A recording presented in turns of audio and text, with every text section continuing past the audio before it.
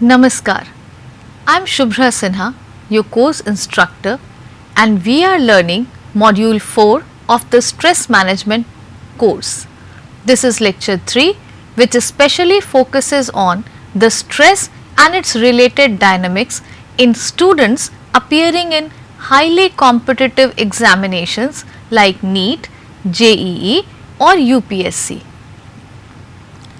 In this lecture, we are going to cover the definition of scholastic stress with respect to the students preparing for entrance examinations, causes of these scholastic stress, and finally the ways in which we can at least try to reduce the stress a little bit.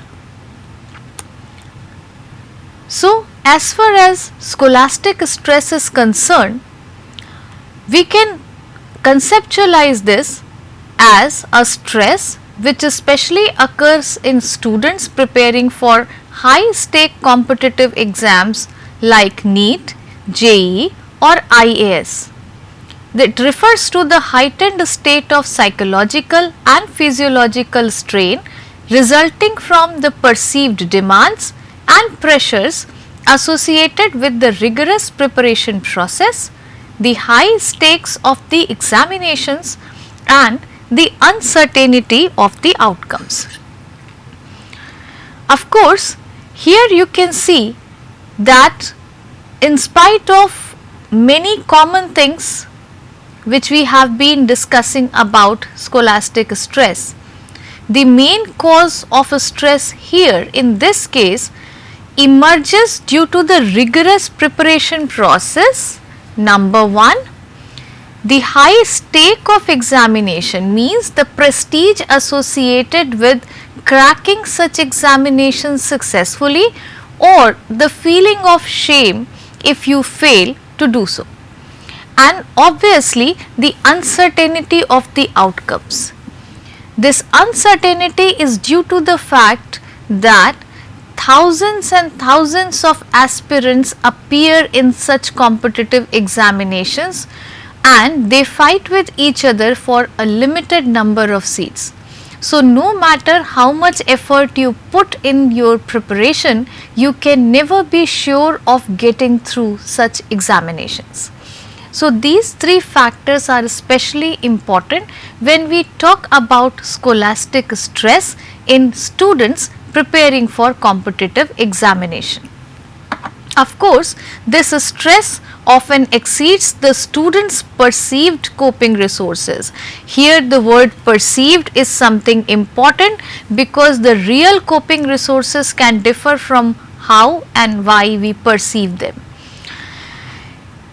Again, an important thing is that this stress can uniquely manifest itself in the form of psychosomatic illness, in the form of mental health issues, or ultimately in the form of suicidal ideations also. Moving forward, I have tried to present a portrait of the three main factors which contributes to scholastic stress in such cases, and you can find that the first of them is intense study schedule, means the student is supposed to spend 12 to 14 hours a day minimum if he or she wants to be successful in these examinations. The second point is the rigorous preparation process. Rigorous preparation is required. Many types of questions they have to answer. Different ways of questioning is there in the question papers. Some of them are objective type, some of them are subjective types. Then they also learn to solve numerical problems very quickly by keeping the accurateness intact. So, rigorous training process is there, and if people are appearing for UPSC examination, and additional preparation for interview is also associated with it. And of course, the third factor here is the immense pressure to perform. This pressure to perform comes from many reasons which we see just after this slide. One more reason to be highly stressed is the selective nature of such competitions. Due to the large number of aspirants appearing in these examinations every year and fighting for a limited number of seats, the nature of these examinations are highly selective. Even very bright and brilliant students can miss their chance to be selected. This causes an extreme level of stress in those students. Moreover, the importance of success for their future, for the pride of the family, for their own self-esteem is another big factor causing stress to such students. Here I have compiled some causes of scholastic stress which are usually found in cases of students which reside in other cities, in hostels and prepare for competitive examinations. First is intense competition. We have been talking about it so far. High expectations. High expectations come from the parents, from the society and also from the person himself. Even the students have very high expectations from themselves. They set up ambitions for them and then they cannot imagine their life if they could not succeed in fetching their goals. So, these high expectations come from three sources: from the individual himself, from the parents or the family members and of course from the societies, because once it is known to the family, the extended family and the relatives and the neighbors that somebody has gone to prepare for NEET or JEE or UPSC, people intermittently keep asking what has happened, whether the person have cracked the examination or not, and then people find it very humiliating to say that my child was not able to crack it successfully. Even students themselves do not want to face people if they are not able to pass the examination successfully. Vast syllabus, we already know about it. The syllabus of such examinations are very vast, so people have to learn a lot in very less time. So, time constraints are also there. Performance pressure is of course there, and still in spite of doing all these things, there is an uncertainty about the outcome of such competitive examinations. We can never be sure that we will be successful in in cracking these examinations successfully. Usually students keep comparing their performances with their peers. Not only students themselves do it, but there is a structured mock test which is taken by the coaching centers, which is arranged and organized by the schools or the institutions where they prepare for such examination. The basic purpose of these mock tests is usually assess the level of preparation of a student and his or her relative standing with respect to the other students appearing in the same examination. But repeatedly, if these kind of tests occur and suppose a student is not able to excel, to outperform others in these tests, it can be very disheartening to the student and the person may lose all the motivation. It may also dent the self concept of the person. So, all these factors taken together create immense pressure on students. Moreover, there is a lack of work life balance.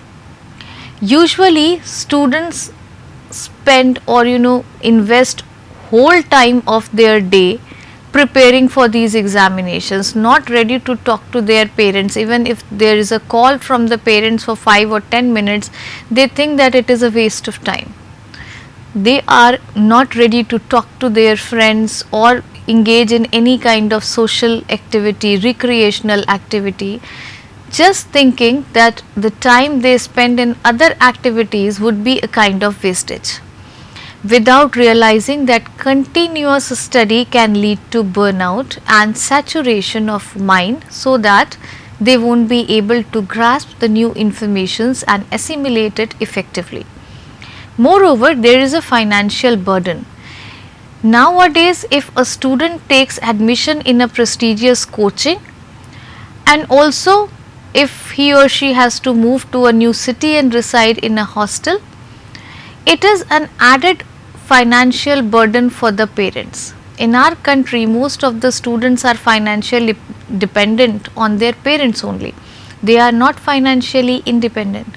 So, when financial burden of the parents increases, it gradually creates a guilt in the student if he or she could not pass the examination, that my parents spent a lot of money, they took a lot of pain to send me here, to make me study in such prestigious institution, but I could not fulfill their expectation, I let them down. So, financial burden can also be a cause of building guilt and stress in students. When all these things happen and stress gradually builds up, it starts reflecting itself through different domains as we have been discussing since the last two lectures.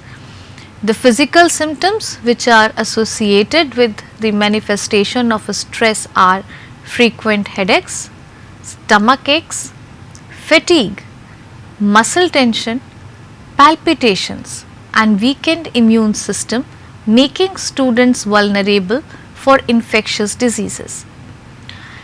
Here, cognitive symptoms are more prominent.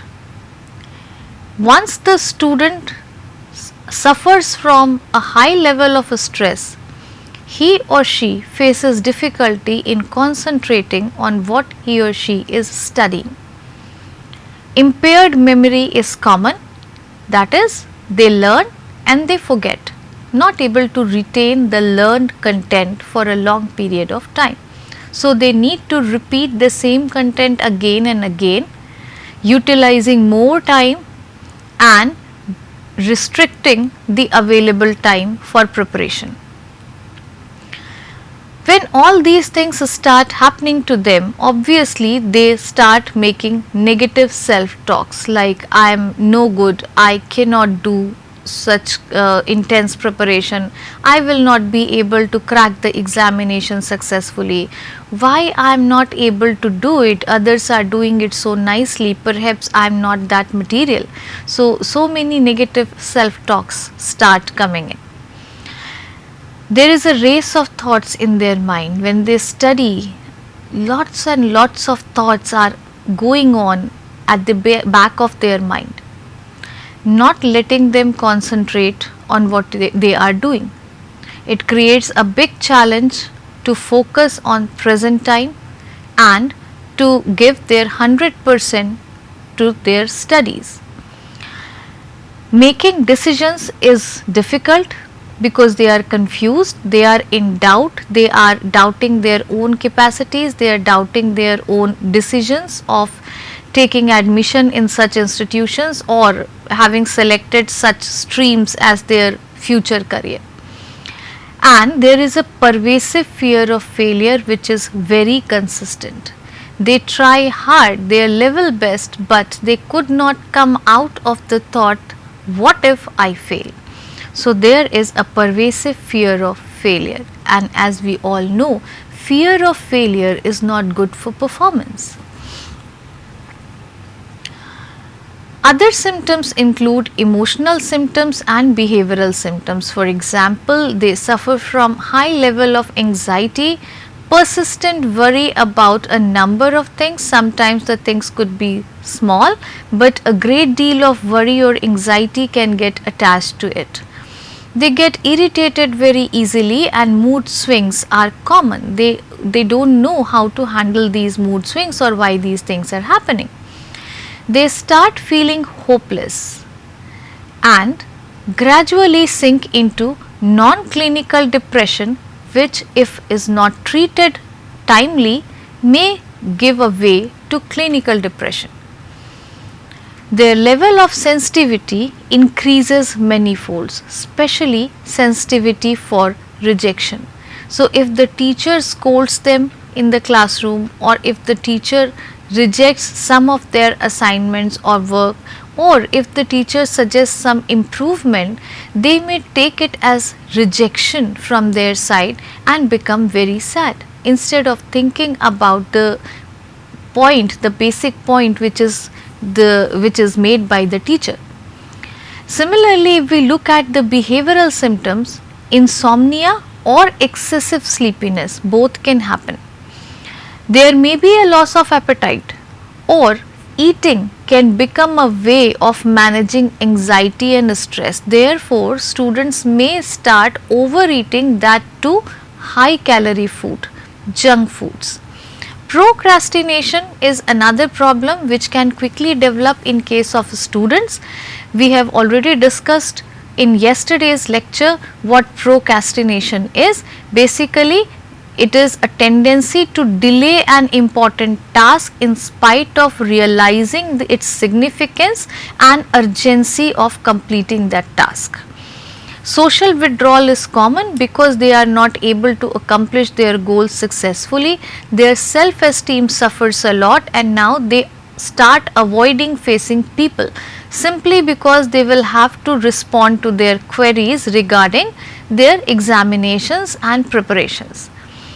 Restlessness is another feature which comes up quickly, and it may lead to reliance on counterproductive coping mechanisms like use of caffeine in the form of tea or coffee, which has been taken several times a day, creating problems with gastrointestinal functions, or started taking unhealthy food, and even some people may sink into the unhealthy habits of smoking and drinking alcohol. Now, what can we do to manage this type of stress? We have to take a fourfold approach. Approaching the problem from one direction only cannot provide an effective solution in this case. So, first of all, we must work on individual coping strategies. We have to equip the student with effective coping skills so that they can analyze their own problems, reflect upon it carefully, and then can work on themselves and on the situation simultaneously to make improvements wherever possible.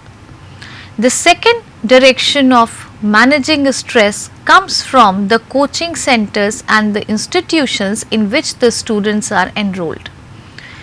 Role of teachers is very important, and so is the role of parents. First of all, we will talk about the individual coping strategies. Effective time management and planning has no substitute. We all realize the importance of this particular thing. Therefore, the students are advised to create a realistic study schedule with dedicated time for revision, breaks and relaxation. Of course, relaxation is also very crucial, because if we try to work all the time, it will soon lead us to exhaustion. Training of stress reduction techniques, for example, mindfulness training, meditation, deep breathing exercises and yoga and pranayam can help them managing the anxiety and stress in a better way. Regular physical exercise is advised because most of the time the students are sitting on a chair and studying. So, at least some physical activity, minimum 30 minutes a day, is required. This physical activity helps in releasing endorphins and improving the mood state of the students. Then, maintaining a healthy lifestyle which includes a balanced diet, adequate sleep and proper hydration is necessary for the physical and mental well-being of students. If these things are not completely successful in managing stress and the students still feel problem, they must not hesitate in seeking social support. This social support can be sought from the parents, from any other family member who is close to the student or the siblings or friends or anyone else. Any important significant adult in the life of students can play this role, and seeking social support really helps in managing emotional intensity, emotional distress in students. Cognitive restructuring and positive self-talk is again a very important thing. Cognitive restructuring, if I take it primarily, it focuses on improving self-belief. It focuses on improving the ideas about success in future. It focuses on changing or moderating the ideas about happiness. Most of the students who prepare for such examinations suffer from cognitive rigidity. Means they think that cracking NEET or JEE or UPSC is the only goal of their life. If they are not able to do it, the whole life will go in vain, which is not true. This is just a part of life, not the whole life of those students. Moreover, they do not think of optional careers. For example, UPSC, IIT or NEET are not the only career options available in this country or on this planet. There are many other career choices available as well. And thinking practically, one can easily realize that if everybody becomes a doctor or an engineer or an IAS, how other professions will run? We need bank personnel, we need fire personnel, we need good teachers, we need good people in everywhere around us. So there are many other career options available which can serve the purpose nicely and which can probably match with the temperament and interest of the student also. But they simply do not think of these career options just because they associate their self-esteem with cracking a particular high stake competitive exam. So initially cognitive restructuring is needed at this level. The students must be made realize that it's okay, it's a very good aim that they have prepared or set for themselves, but the life doesn't end with this. Even if they fail in these examinations, they can do something else, something wonderful for themselves as well as for the community. Moreover, their self-talks must be converted from negative to positive. This is again important. Challenging self-defeating thoughts, challenging thoughts which somehow inculcates the feeling of worthlessness and meaninglessness in the life of students must be challenged. Then taking regular breaks and engaging in hobbies is also important. Apart from it, professional counseling has no substitute. If informal mentoring and counseling from people around student doesn't help improve the stress problem significantly, one should not hesitate in seeking professional counseling. Most of the big and good institutions nowadays are having school counselors, education counselors, and there are other counseling services available also. So one should go and contact the professional counselor or psychologist so that individual can overcome such stress problems effectively. When we talk about the role of coaching centers and institution, we realize that they must come up with a realistic curriculum and a realistic pacing. Most of the counseling centers think that teaching everything in the beginning itself or in the first year itself will make a high reputation for those coaching centers. So they keep their syllabus so tough and so vast, which sometimes puts unnecessary pressure on the student. Pace of teaching must also be reasonable. If you try to shower information and knowledge on a student without giving them time for assimilating these informations, it is not going to help the student in the long run. So, one should not attach the curriculum and the pace of learning as with the esteem of the institution, rather they should think more about the mental and physical health of the students. So, even slowing down is not bad, but being consistent, being healthy, being happy is more important. Regular counseling and mentorship must be available in all the coaching centers who are enrolling students for the preparation of such high stake competitive exams. Stress management workshops must be organized intermittently and students should be encouraged to attend them. Creating a supportive peer environment is necessary. The course should be based on collaborations instead of competitions.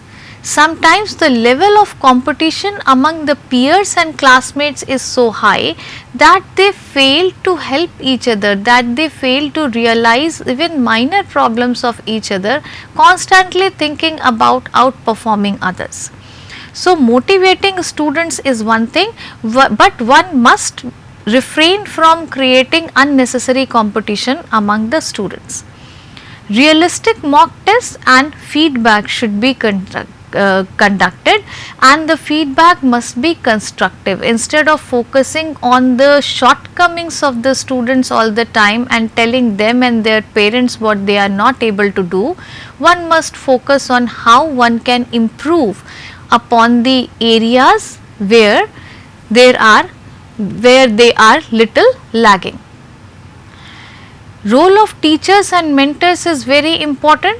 While providing teaching and guidance, they should ensure the clarity of the concept and effective problem solving strategies. Moreover, the teachers must be approachable. They must adopt an understanding, empathetic approach towards the emotional and realistic problems of students without being excessively strict or rigid.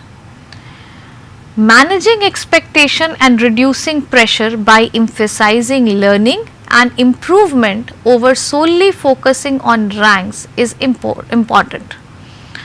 Promoting healthy study habits such as effective time management, regular breaks and a balanced approach to study must be inculcated in students by the teachers.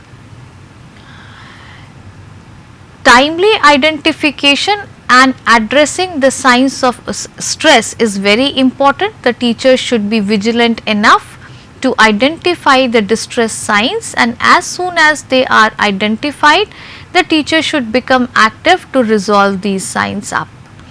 Moreover, fostering a positive and collaborative learning environment is again important. Then comes the role of parents, the most important and significant persons in the life of students. Usually, all students depend heavily on their parents for emotional support, for love, for encouragement, understanding, regardless of their academic performances.